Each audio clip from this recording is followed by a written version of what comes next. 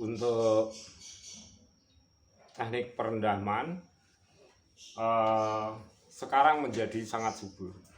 Dan tentu dari awal umbi itu kalau sudah tua kawan, untuk kita jadikan koleksi sebagai koleksi umbi sende bercabang, itu tentu kita itu memperhitungkan bagaimana kita itu mengambilnya.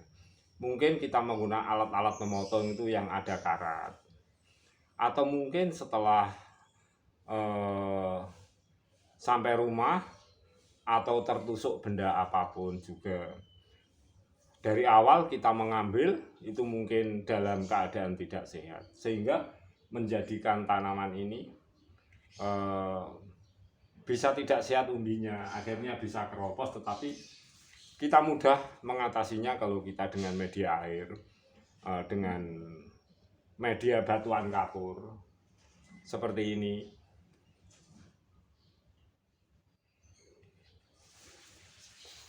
Akan menjadi sangat sehat. Dari upload video saya Agus Wito Channel beberapa waktu yang lalu. Ini yang telah membusuk kawan, ini keras kembali. Jadi biasanya kalau membusuk ini seperti istilah kita mengatakan itu gembuk atau keropos, kita tusuk dengan jari ini aja seperti gembuk keropos. Tetapi dengan media batuan kapur seperti ini kita lihat, akhirnya keras kembali, ini sehat, ini siap. Juga ini terlihat ada semut-semut seperti ini bagus. Semut ini adalah bertempat di sini karena memang tempatnya lembab. Yang kedua, antisipasi penyakit kawan. Jadi ada kutu-kutu yang menyerang sekitar sini, semut itu bisa menghabisinya. Tetapi juga jangan salah, kadang-kadang semut itu menyimpan makanannya berupa kutu-kutu juga di seperti ini. Tetapi kalau kita menggunakan media air sering, media air yang cukup, akhirnya semua itu bisa teratasi dengan pertumbuhan ini yang subur, akhirnya akan menjadi sehat. Dan ini adalah koleksi atau teknik yang memang tidak sulit, sangat mudah jika kita mencintai atau betul-betul hobi pada tanaman ini untuk jadikan tanaman umbi sende bercabang batuan kapur. Jangan khawatir, tentu kalau tanaman di pot bisa kita tempatnya di dalam ruangan apapun, tetapi paling tidak 1 jam, 2 jam, atau 2 hari, 3 hari sekali kita kenakan matahari full. Bahkan dengan media air kawan, dengan terik matahari asal cukup air, tanaman ini semakin subur. Di dalam ruangan yang penting kena air saat tersinari matahari 1 jam 2 jam tetap akan pertumbuhan subur. Nah disinilah yang bagus katakan bahwa tidak peduli tanaman berakar tunggang atau tanaman koleksi umbi sende bercabang, itu akan selalu sehat. Penyakit itu akan hilang dengan sendirinya.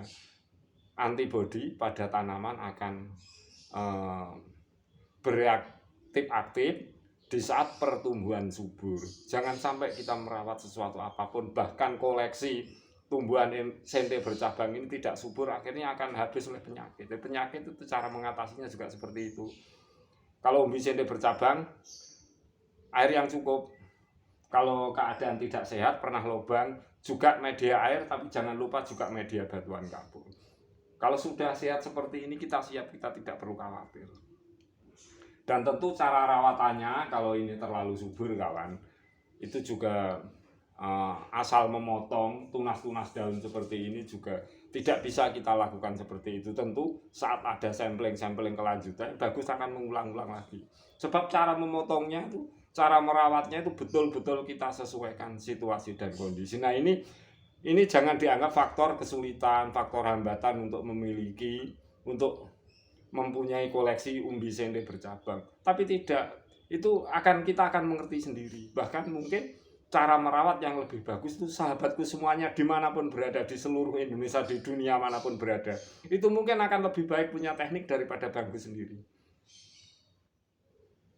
Sebab itu semuanya kita itu tidak bisa membidangi atau memberikan teknik itu terus monoton seperti itu, tidak kawan. Sesuaikan dengan situasi kondisi, walaupun teknik itu sama dimanapun Anda berada, mungkin punya teknik perawatan, teknik lain-lain itu jelas lebih bagus dari eh, lebih baik, bahkan lebih istimewa daripada saya.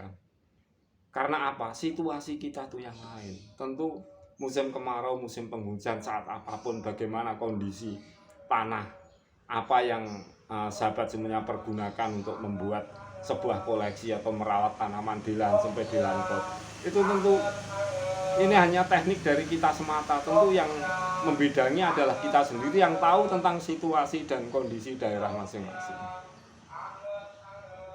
Tetapi paling tidak teknik itu sebagai gambaran-gambaran, kita kolaborasi dengan yang lain-lain, akhirnya diri kita akan menemukan, walaupun di daerah kita, di lingkungan kita sendiri, seperti di lingkungan Bangkus ini, bahwa air yang berasal dari sumber air yang memang tanah